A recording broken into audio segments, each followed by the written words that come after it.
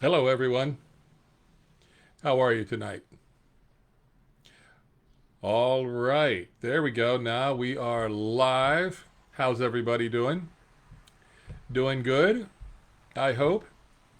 Got a lot of compliments, or a lot of people that wanted to, I should say, on part one, creation part one. This is creation part two. And so, I'm not going to go back into um, all of the stuff that was on creation, one, obviously, because that would take too long. But I will, so I will tell you, uh, you need to go back and watch part one, and then pick up here with part two. Now, just to cover just a little bit, what we're talking about here is not your normal creation story by any stretch. And so, what the Bible is talking about is that when Lucifer and his angels were cast out of heaven, if you look at Isaiah 14:17, it says, "Who made the world like a wilderness and overthrew its cities, who would not permit his prisoners to return home." So, Lucifer and his group made the world like a wilderness. And it says overthrew its cities. And that is amazing because a lot of people do not realize that there was a race on the earth prior to Adam and Eve because of the way the King James reads it. Then it makes it seem like that was the actual beginning. But if you go back into part one, you'll see that I take you through the word and all that kind of stuff. I'll give you one more verse here in Jeremiah 4:26. It's actually talking about that time, and he says, "I looked and behold, the fruitful land was a desert." And all of its cities were laid waste before the Lord's presence, before his fierce anger. For thus says the Lord, the whole land will be a desolation, yet I will not make a full and complete end of it. And that's true. So what did God do when Satan and his angels came down? Remember when I was talking about angels, and we talked about when Sennacherib came up against Israel, and Hezekiah was king at the time, and God told him that Sennacherib would not shoot anything into no they would not enter into the city. They would not so much as shoot an arrow into the city. And God sent one angel to Sennacherib's camp, and the one angel killed 185,000 enemy soldiers in one night. So here we are back at creation. A third of the angels, if one angel can kill 185,000 men in one night, what could a third of the angels do? Well, they tore the earth up. And it literally says in Isaiah 14:17, who made the world like a wilderness. And then in Jeremiah 4:26, he says that the land was a waste. The cities were laid waste. And so when I was first studying this out, and let me preface this by saying that all the stuff that I received here, all the stuff that I'm teaching you right now, I got from direct revelation from the Lord, not someone else's teachings. And for several years, I thought I was the only one that believed this way because I'd never heard anyone else mention it. And then all of a sudden, a few years later, I find out that there are a lot of people that believe that this is the case. And so when Satan and his group tore the earth up, then what did God do? He said he withdrew his light from the world and turned it into an instant ice age. And then that's where we wind up finding Genesis 1:2, where it says, the earth was without form and an empty waste, absolutely wasted. That word is tohu vabohu, and I explained that in the first part. And so he says that it was tohu vabohu, and darkness was upon the face of the great deep.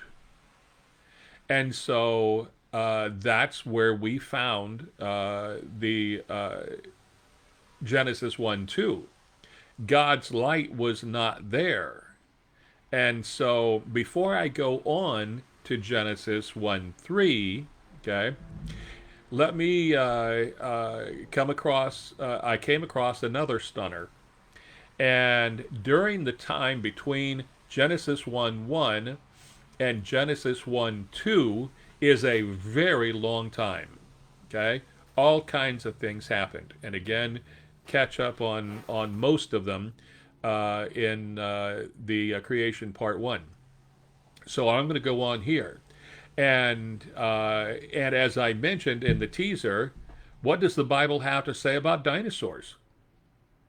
So I just couldn't reconcile when I was studying things, meditating in the Word and that sort of thing. And I thought, Lord, what about dinosaurs? I mean, you can go to the National Museum in Pittsburgh and you can see all kinds of dinosaurs there. We have the bones. Now, if dinosaurs were running around the earth after Adam and Eve, then why didn't somebody mention them in Genesis?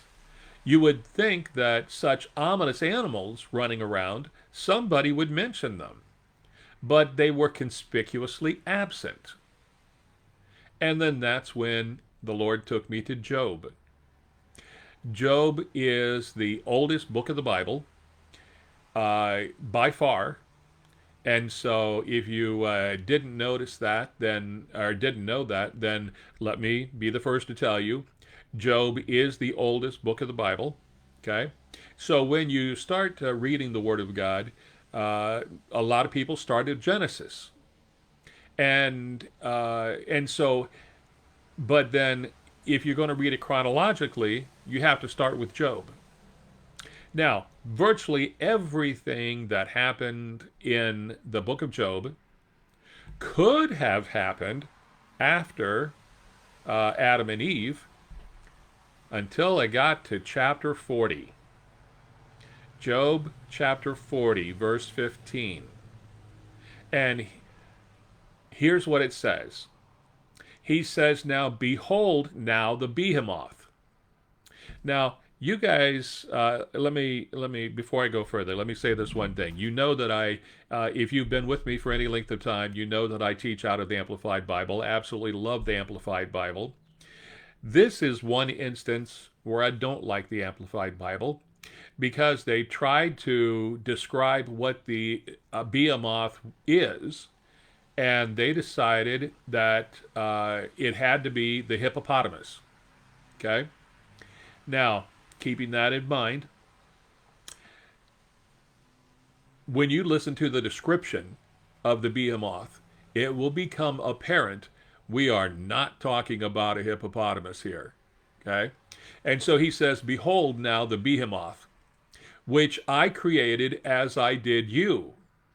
Now, that's an important statement too, because most people have the idea that when God created the heavens and the earth, and he started creating things, he started creating animals, and they just assumed that God spoke and poof, the whole earth was filled with animals. Not the case. It says here, he says, behold now the behemoth, which I created as I did you. Well, how did he create man? How did he create Adam and Eve?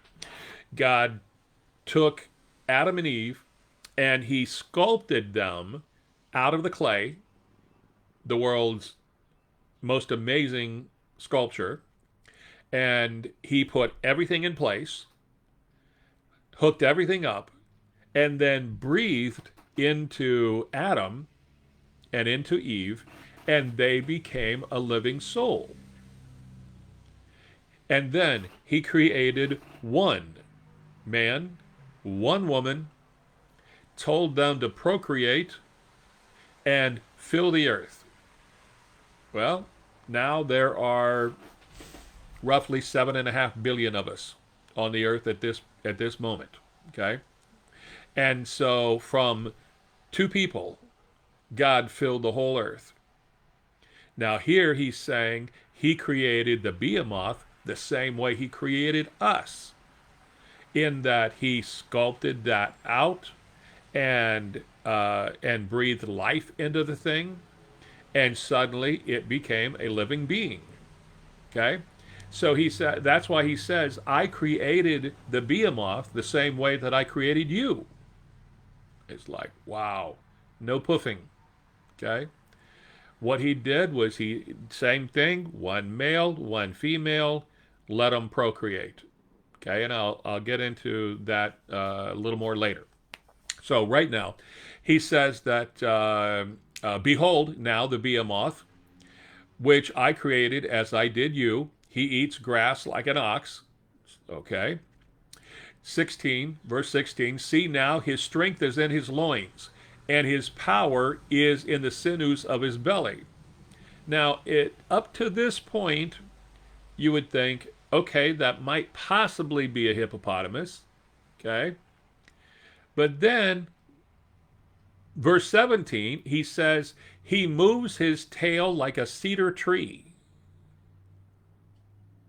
And I'm sitting there thinking, cedar tree? A hippopotamus tail reminds you of a cedar tree? No way. A hippopotamus tail reminds you of a pig, maybe, but not a cedar tree. A cedar tree is tall, straight, has all kinds of branches coming off that we might, it might leave spikes, coming out the sides. That would remind you of a cedar tree. That's what a cedar tree looks like. A hippopotamus tail does not. But he said the behemoth tail, he moves his tail like a cedar tree. The tendons of his thighs are twisted together like a rope. It's like, wait a minute. You can't see the hippopotamus tendons, his thighs. It's covered with fat and covered with skin, and it's all smooth. You cannot tell that the tendons of his thighs are twisted together like a rope. Well, the behemoth, you could see it. You could see that his muscles and tendons and everything were right out in open view. And that's why God's pointing it out. Okay? So he says that his bones are like tubes of bronze. Okay? His limbs or ribs are like bars of iron. Okay? Now, apparently, and again, the behemoth, you could see his ribs, and you could see that they look like bars of iron. With a hippopotamus, he has ribs, but you can't see them. And so he goes on, and he says, and the translators put in here again, the hippopotamus, but that's not what the original says.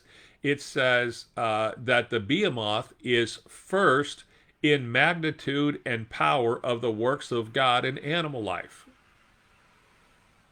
And I'm thinking, okay, here's another instance why did they put in here a hippopotamus? Because when I think of an animal that would be first in magnitude and power in animal life, I certainly don't think of a hippopotamus. I would think more of a more of an elephant, for instance, big, strong, you know, and it seems to me that the elephant would be a better choice for that. But again, the translators, and only in the Amplified Bible did the translators put in the hippopotamus here. But he says that the behemoth, though, is the first in magnitude and power of the works of God in animal life. Only he who made him provides him with his sword-like tusks. Sword-like tusks, that too sounds like an elephant, more like an elephant. But what he's talking about is this behemoth has these sword-like tusks coming out.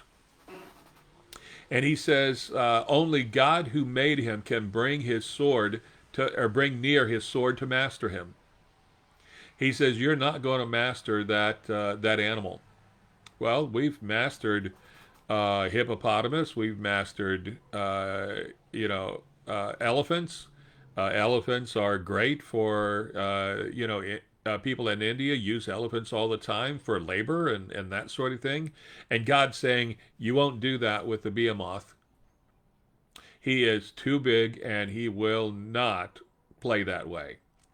And so he says that surely the mountains bring him food, where all the wild animals play. He lies under the lotus trees in the covert of the reeds in the marsh. Okay. He said the lotus trees cover him with their shade. The willows of the brook compass about him. He says, behold, if a river is violent and overflows, he does not tremble. He is confident, though the Jordan River swells and rushes against his mouth. He says, can you take him when he is on the watch, or pierce through his nose with a snare? He's saying, no. The behemoth, you cannot. You cannot domesticate that animal, but we have somewhat domesticated the elephants and the hippopotamus just does not match the description of this animal. Okay? All right, let's go on. So what I'm saying is that animal that he's talking about is a dinosaur. And so let's go on with chapter 41. I'll show you another one. Okay? He says in chapter 41, he says, can you draw out the Leviathan? And the Leviathan here, they've got listed as a crocodile. And, somebody's trying to call me. There we go. So he says the translators say it's a crocodile. He says, can you draw out the Leviathan with a fish hook? Well, a crocodile, yes, you can. In fact, and he says, or press down his tongue with a cord. He's saying you won't do that with the Leviathan. But with a crocodile, yeah, sure. In fact, wrapping a cord around the mouth of the alligators, how they keep them docile, how they keep them from not eating the crew, when they catch them, and so they put a rope around their snout and tie it off so he can't open his mouth. And he says, can you put a rope into his nose?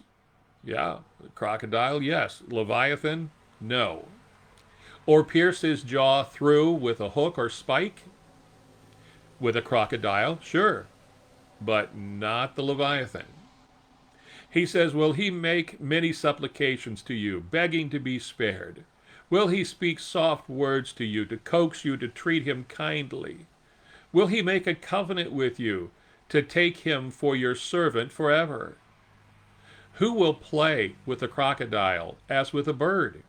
Or who will put him on a leash for your maidens? And when I read that, I thought, wait a minute.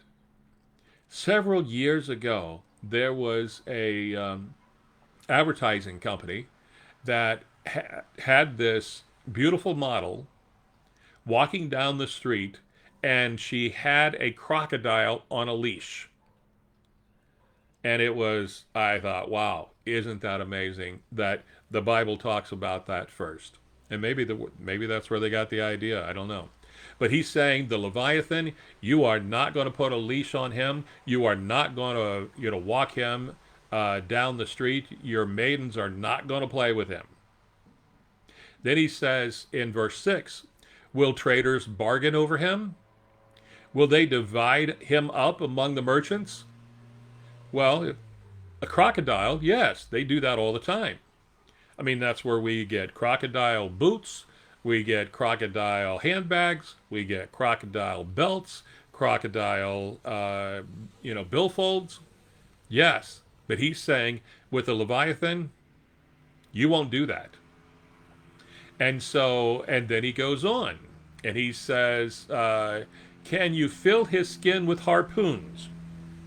And with the crocodile, sure, no problem. Now, harpoon is huge. And he said, or his head with fishing spears. Well, yeah, if it's a crocodile, you can do that. But he's saying the Leviathan, no way. A harpoon will not bring him down, and you are not going to use a fishing spear in his head. It is not going to work. In verse 8, he says, in fact, lay your hand on him. Remember your battle with him. You will not do such an ill-advised thing again. And I get what he's talking about here is not only will you not do it again, you will not do anything again. If the Leviathan, you try to lay your hand on the Leviathan, then you just forfeited your life. And so he says in verse 9, behold, the hope of his assailant is disappointed. One is cast down even at the sight of him. He says no one is so fierce and foolhardy that he dares stir up the Leviathan. And they put in here the crocodile. Well, that's not the case. I mean, the Cajuns, they hunt crocodiles all the time. And that's something they do on a regular basis. And so he says with the Leviathan, no, you don't do that. He says, who then is he who can stand before me, the beast's creator, or dares contend with me? God says, look, you know how fierce this animal is. And I made that animal. So how bad do you think I am? And so he goes on, okay, as if that wasn't enough. He goes on in verse 11, he says, who has first given to me that I should repay him? Whatever is under the whole heavens is mine. Therefore, who can have a claim against God? God who made the unmastered crocodile, the unmastered Leviathan. The crocodile has been mastered. He says, I will not keep silent concerning his limbs, nor his mighty strength, nor his goodly frame.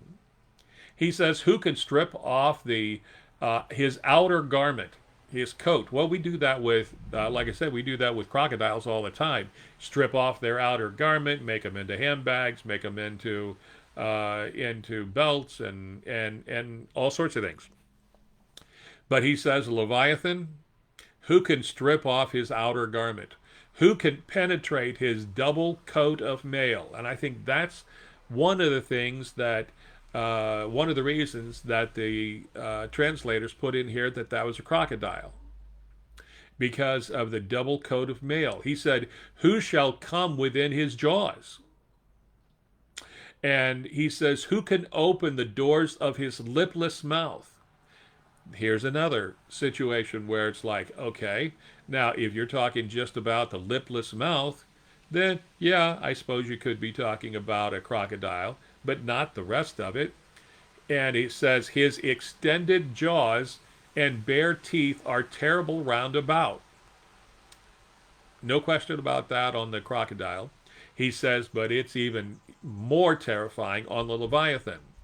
So he goes on and he says, his scales are his pride, for his back is made of rows of shields, shut up together as with a tight seal.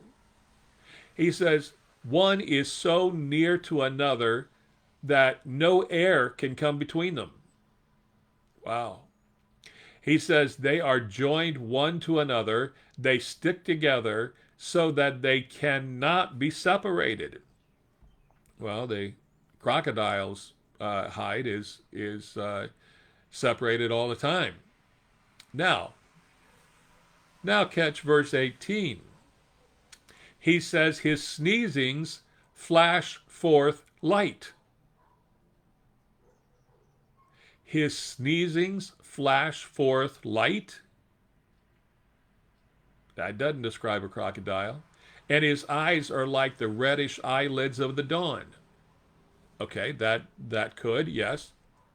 Out of his mouth go burning torches, and sparks of fire leap out. Oh, now that was interesting.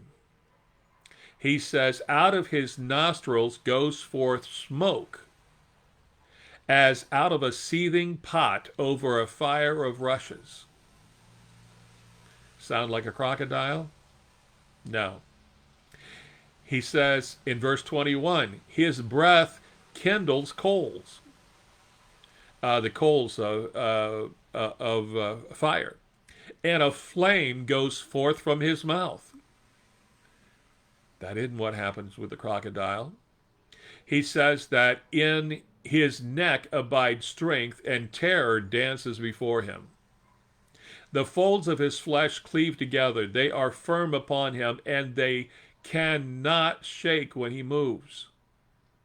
His heart is as firm as a stone, indeed, as solid as a nether millstone.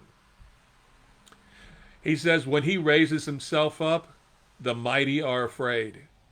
Because of terror and the crashing, they are beside themselves. Even if one strikes at him with a sword, it cannot get any hold, nor does the spear, the dart, or the javelin. And with a crocodile, if this were to be a crocodile, you don't need any of that stuff. You see TV shows where this crazy Cajun just jumps right in and grabs a thing, and I'm thinking, wow, that's amazing. He says in verse 27, he counts iron as straw and bronze as rotten wood. The arrow cannot make him flee. Sling stones are treated by him as stubble. Clubs also are counted as stubble. He laughs at the rushing and rattling of the javelin. Wow. Now, it says his underparts are like sharp pieces of broken pottery. Have you seen the underbelly of a crocodile? It's all smooth. It is smooth. It does not in the least remind you of sharp pieces of broken pottery at all. And so he says he spreads grooves like a threshing sledge upon the mire. So what he says is that as this thing moves, it literally, the underbelly literally leaves grooves and a trail. Crocodile doesn't, but he says the Leviathan does. And he said he makes the deep boil like a pot. How do you get water to boil? Heat. Crocodile doesn't have heat. He said the Leviathan does, though. He said he makes the sea like a foaming pot of ointment. It's like, wow, that is some heat he is able to put out there. His swift darting makes a shining track behind him. One would think the deep to be hoary with foam. Hoary is an old English term that means white, white with foam. He says, upon earth there is not the Leviathan's equal. They put in here again, crocodile. Okay? Upon the earth there is not uh, there is not the Leviathan's equal, a creature made without fear, and he behaves fearlessly. He looks all mighty beasts of prey in the face without terror. He is monarch over the sons of pride. And he says, and now, Job, who are you who dares not arouse the unmastered Leviathan? Yet, who dares resist me, the beast's creator, to my face? It is absolutely amazing. What are we talking about here? We are talking about a fire-breathing dragon, and that's what he's talking about. And so he says that fire comes out of his mouth.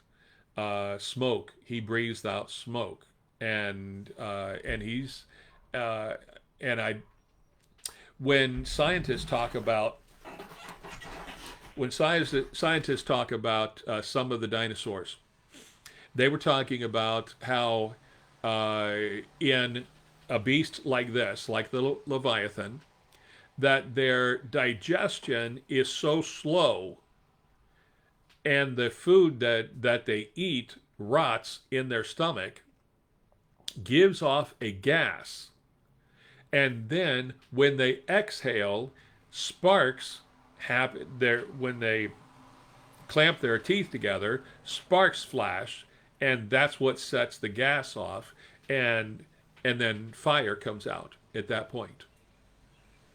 And I thought, now that's interesting. It's like, wow.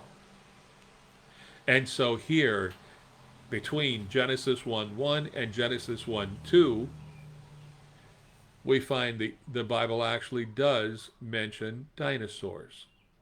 Just amazing. And you can look on, if you want to look at Google Images, there are people who have put up images of what they believe the Behemoth looked like and what the Leviathan actually looked like as well. And you may find that interesting. Okay?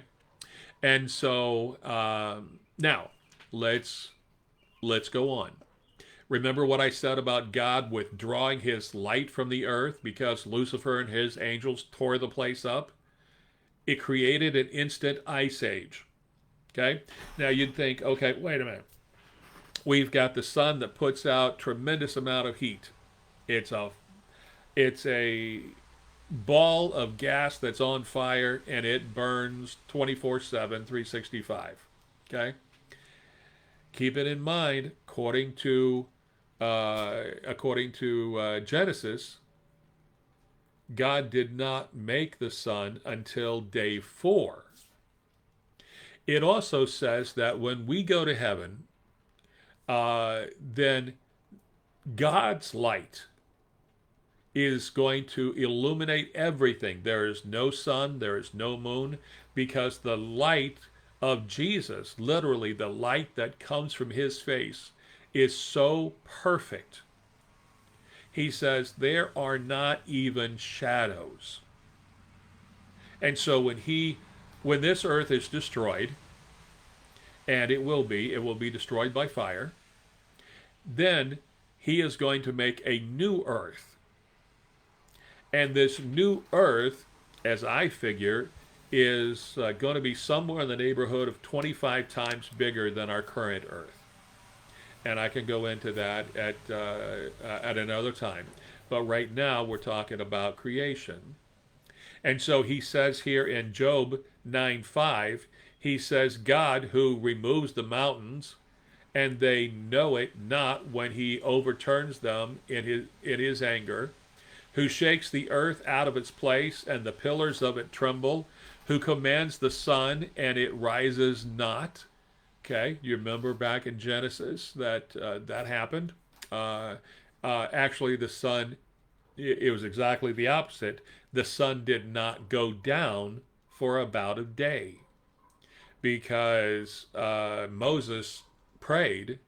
They were in a big fight with the Philistines, I believe it was. Israel was fighting the Philistines, and the sun was about to go down. They didn't want the Philistines to get away, so they asked and prayed and asked God to not allow the sun to set, and He did. And the Bible says that it did not set for about a day, and Israel then had plenty of light that they could go on and finish the battle. Okay.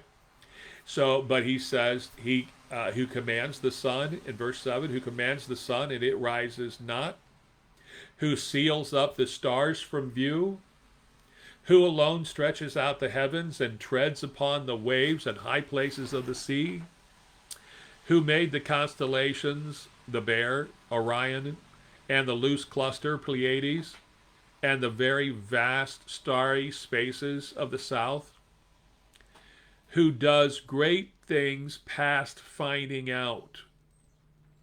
Yes, marvelous things without number. Now, why is that interesting? Because science is always trying to figure out how the earth was made. The evolutionary theory, the theory of evolution, does not work. And what God is saying is that there are so many things that He has done that scientists cannot figure out and cannot understand it. And just them trying, probably amuses God a lot. So it is literally a frustrating thing that science deals with, is because God purposely created these things so that they were beyond finding out. Okay? All right. Now, let's go back to Genesis. Okay? What time is it getting to be? Okay. All right. We're still good for a little bit. So, back to Genesis 1:2. The earth was without form. That is tohu va bohu. Okay? And remember what I said in part 1, where it says the earth was without form. That word was actually means became. The earth became without form and an empty waste. It became tohu va bohu. And I explained that in part 1. So you can go back and catch up on that.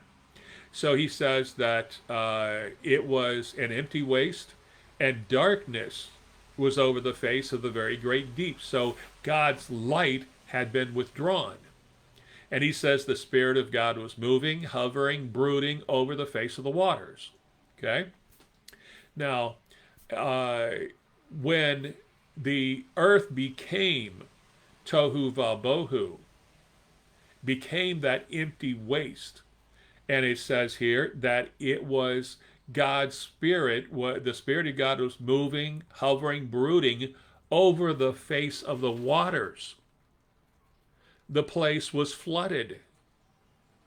Literally flooded. Now, how is that even possible? For years, scientists said that Noah's flood was not even possible. But with God, all things are possible. Okay? And I'll get into that again in just a little bit. But it is absolutely possible. And so when God withdrew His light from the earth after Lucifer and his group tore the place up, then it became an instant ice age. So when He's coming back in Genesis, starting with Genesis 1:2, this is not creation, it's a rehab project. God is not recreating everything, He is bringing everything back to life. And so here in verse 3, that's the first thing that God did, is He says, let there be light. And there was light. And what He's saying here is, let my light be back on the earth again. And then suddenly, light was everywhere. And so He says, so God allows that light to return to the earth. Verse 4, he says, God saw that the light was good, suitable, pleasant, and he approved it.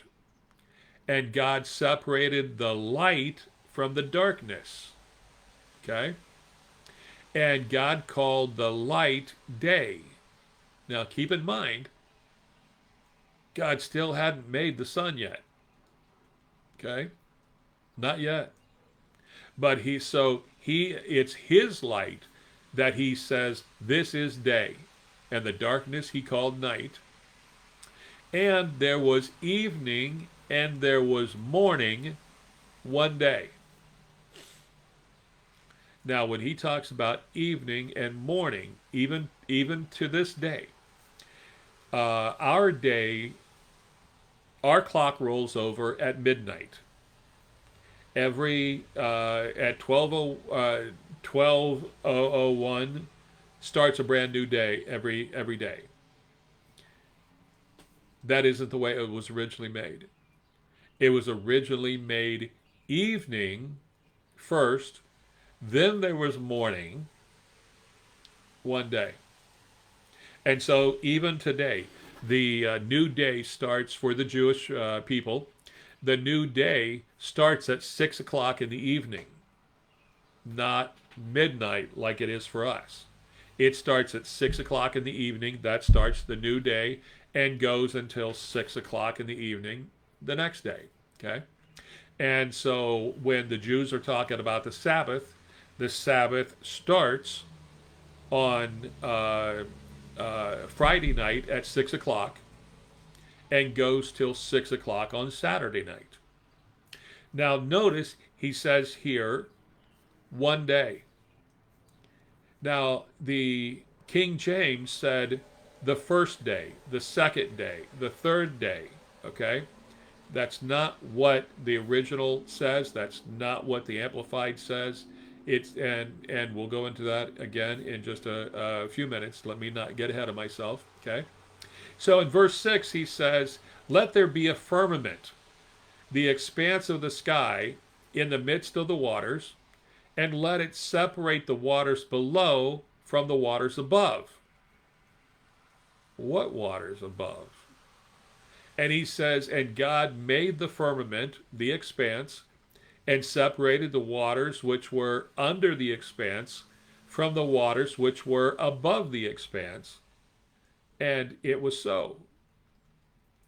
So, what he's talking about here, creation scientists believe that the firmament was a dome, a crystalline canopy that completely encircled the earth.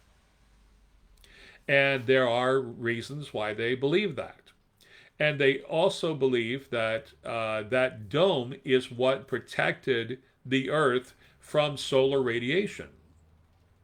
So solar radiation would come in and it would hit that dome and then reflect off. And the earth on the inside of that dome was protected. Okay? Now, they also believe that it was a crystalline canopy made out of crystal and that it was full of water. So you got the waters above being separated from the waters below. That's what the Word of God was talking about. And so he goes on, and so he says that's why the waters which were under the expanse from the waters which were above the expanse. Okay? Now, Job 38:7 makes an interesting statement. He says, when the morning stars sang together and all the sons of God shouted for joy. The morning stars sang together. Oh, that's so poetic. They don't think so. Creation scientists believe that that's exactly what happened. And if you have ever been into audiovisual stuff or radios or stuff like that, those that used to use long-range radios, will understand they believe the crystalline canopy acted like a crystal radio set. And when the radiation from the stars in the morning, when the radiation from the stars hit that crystalline canopy, it played music. Now, not like Beethoven's Fifth, but it played musical notes. And that's why Job 38:7 says that the morning stars, when the morning stars sang together, and so the radiation from those stars were hitting that crystalline canopy, and it was making noise. It's kind of like the aurora borealis when up at the North Pole, when certain things happen up there, lights go everywhere. Lights are on all over the place. And so we believe that this crystalline canopy that was there encircled the earth and acted like a crystal radio set, and that the stars literally played music. Okay? So, or at least musical tones. All right? So now let's go to Genesis 1:8. So he says, God called the firmament heavens, and there was evening, and there was morning, a second day. Now, Genesis 1:5, 1:8, 1:13, 1:19, 1:22, and 1:31 all say one day. Each of those verses listed, and I thought that was a really interesting fact, it refers to creation as one day, not the first day, like the King James lists it as the first day. And so, and I'll show you how that fits into the pattern of creation in a little bit. There's so much in the Word of God. You just gotta try to. I just gotta try to keep from going off in different rabbit trails that I'd like to hit. But that seems to indicate, though, that that the rehab project here, was not finished in a 1 week period of time, like the King James leads us to believe, but that there may have been 6 critical days when creation things took place, not necessarily 6 sequential days. Okay? So essentially what God would do is he would create something, then give it time to grow and expand, and then we don't know how much time that took, okay? But then all of a sudden, another day, and he'd create something else because of everything. So everything went step by step by step. Does that make sense? Okay, so day 3, Genesis 1:9. God said, let the waters under the heavens be collected into one place of standing, and let dry land appear. And it was so. God called the dry land earth, and the accumulated waters he called seas. We would call them oceans. Okay? And God saw that this was good, fitting, admirable, and he approved it.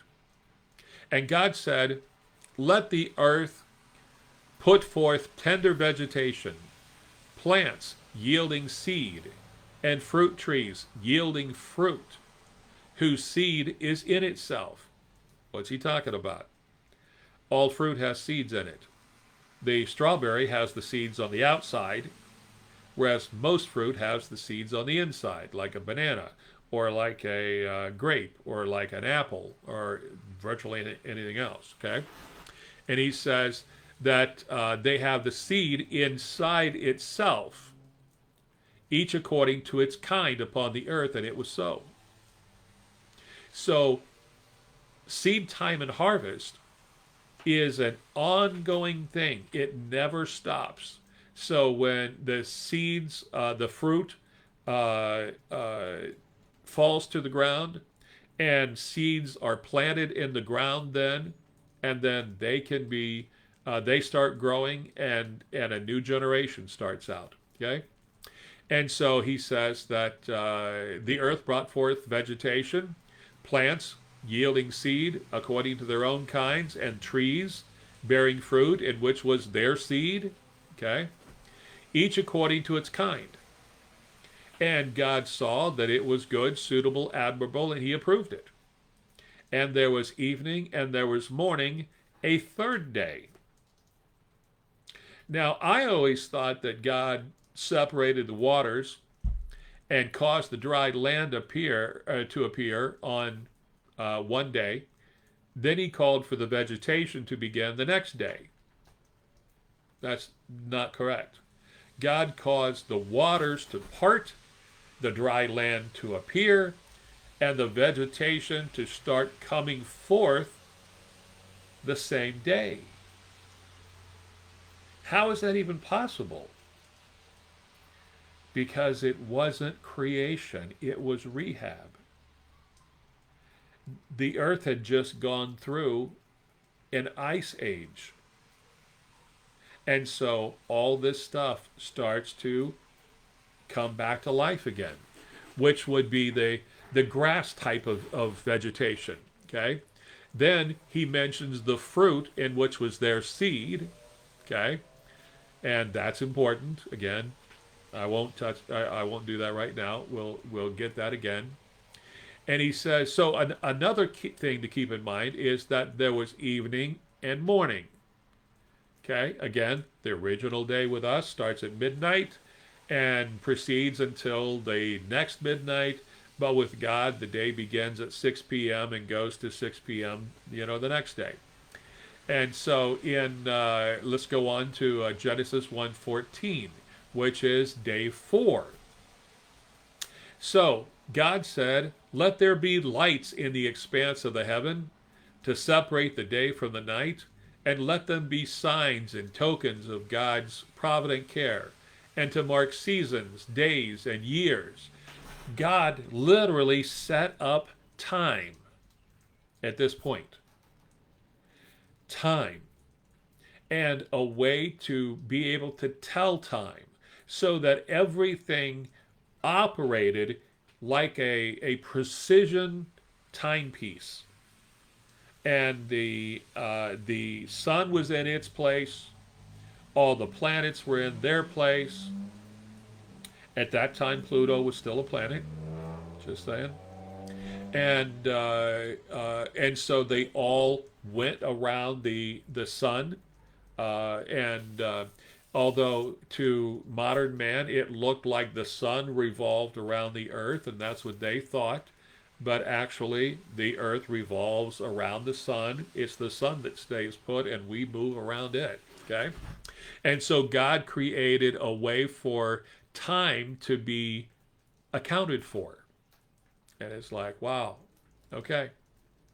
And so he created the sun and the moon, and let them be signs and tokens of God's provident care to mark seasons, days, and years. And then he says, then let them be lights in the expanse of the sky to give light upon the earth, and it was so. So you had God's light that was already there. Now we have light from the sun. Okay? And God made the two great lights, the greater light, the sun, to rule the day, and the lesser light, the moon, to rule the night. He also made the stars. Now let me point this out. The sun is a huge ball of gas that's on fire, burns constantly, okay? Gives out tremendous amount of heat. But he calls the moon the lesser light. The moon doesn't have any light at all. It's completely dead as far as that goes. It doesn't have light.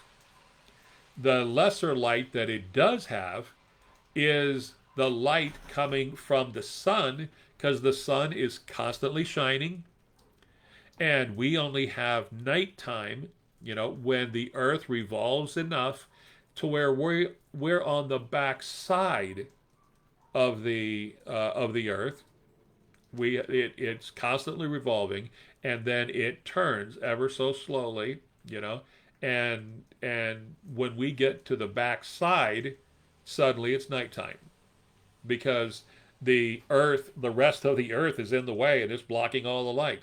So now we're in the dark.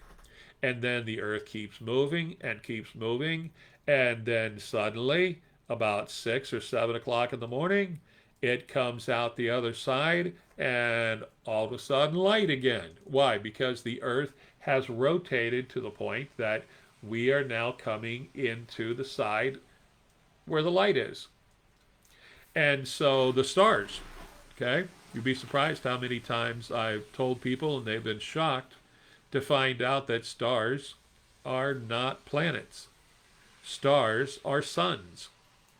And the only reason we see them is because they burn like our sun does.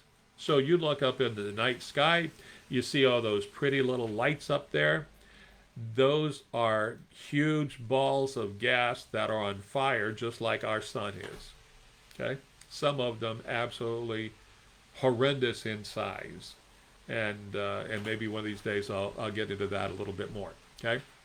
And so he says in verse 15, and let them be lights in the expanse of the sky to give light upon the earth, and it was so. And so where the moon gets its light is the sun is constantly shining, but the moon is, if you've got the earth here, you've got the sun here, okay? And does that make sense? You've got the earth here, you've got the sun here. It's giving off light 24/7, 365, but we're on the back side, and the rest of the earth is blocking the light from us. That's what creates night, okay? Well, the moon sits out here. The earth doesn't block it. So the light from the sun blazing 24/7 hits the moon out here, and light literally ricochets off of the moon, and that's why it looks like it gives light to the earth at night, because the sun is coming, hitting the moon, and reflecting back to the dark side of the earth. Okay, that's how that works. And so as it goes on, he says, let's see, where was I? So he says in 17, chapter 1:17, he says, and God set them in the expanse of the heavens to give light upon the earth, to rule over the day and over the night, and to separate the light from the darkness. And God saw that it was good, fitting, pleasant, and he approved it. There was evening and there was morning, a fourth day.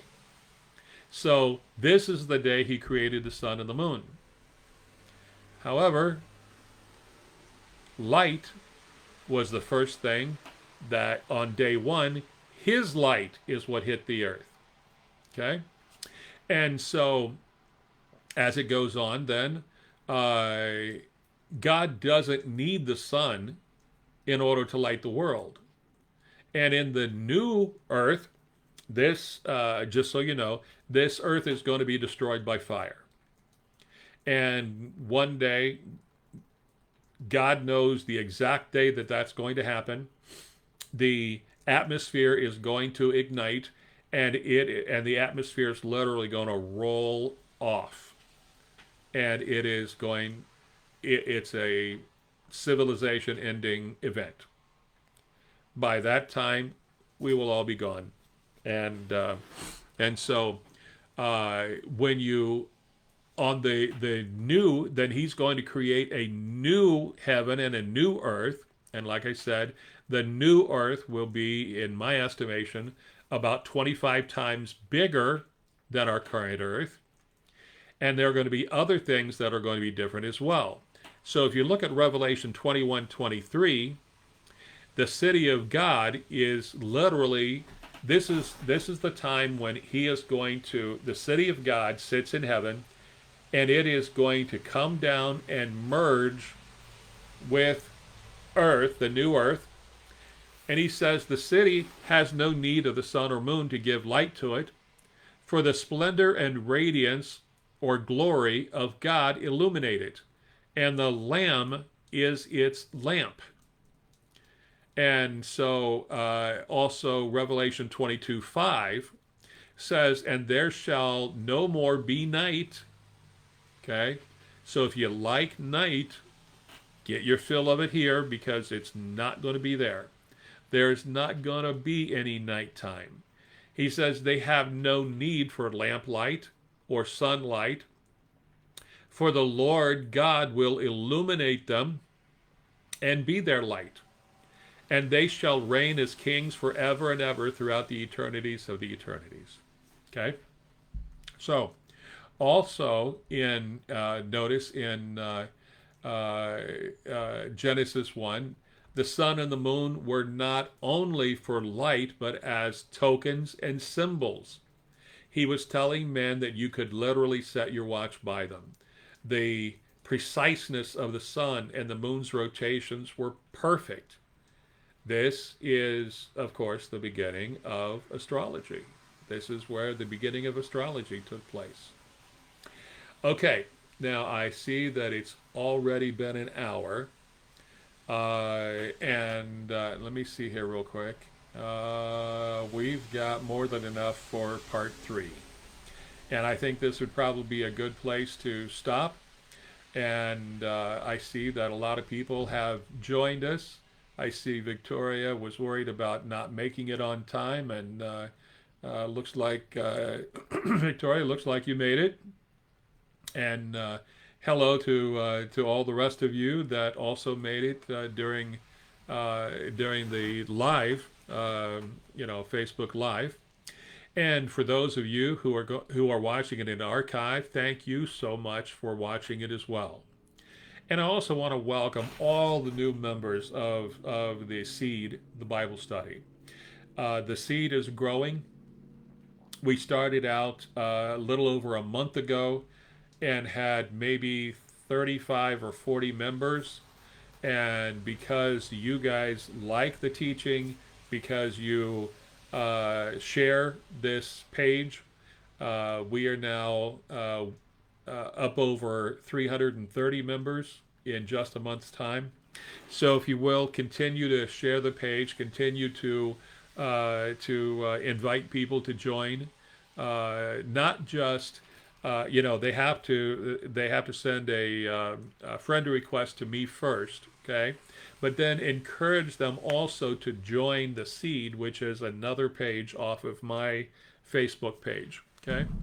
And so I also sent out little reminders. There were literally another over 300 people that had been invited, but just didn't accept the invitation yet. So I went down through and sent a reminder to all of those folks, and so hopefully they'll come on as well, and they'll officially join the Bible study group.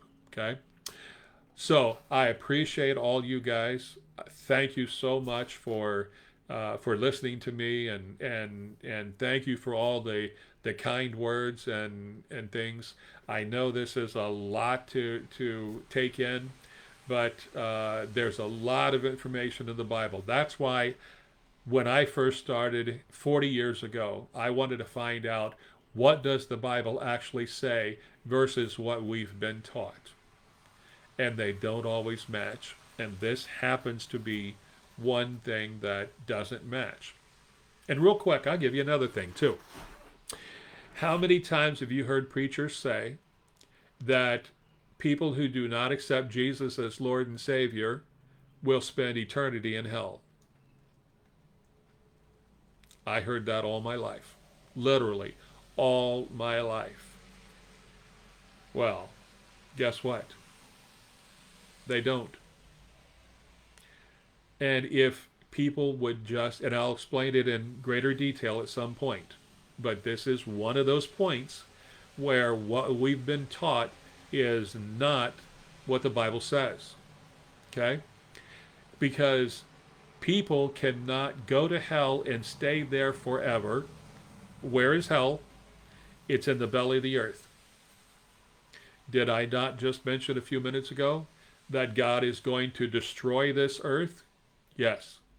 And the Word says in Revelation that hell is cast into the lake of fire. So that's why I say nobody goes to hell forever, because hell is not going to be there forever. Okay? All right. I'll get into that some other time in more detail. But again, thank you for joining me. I appreciate it. And you guys have a wonderful evening. And share the video, okay? Share the page and share the video. Thank you.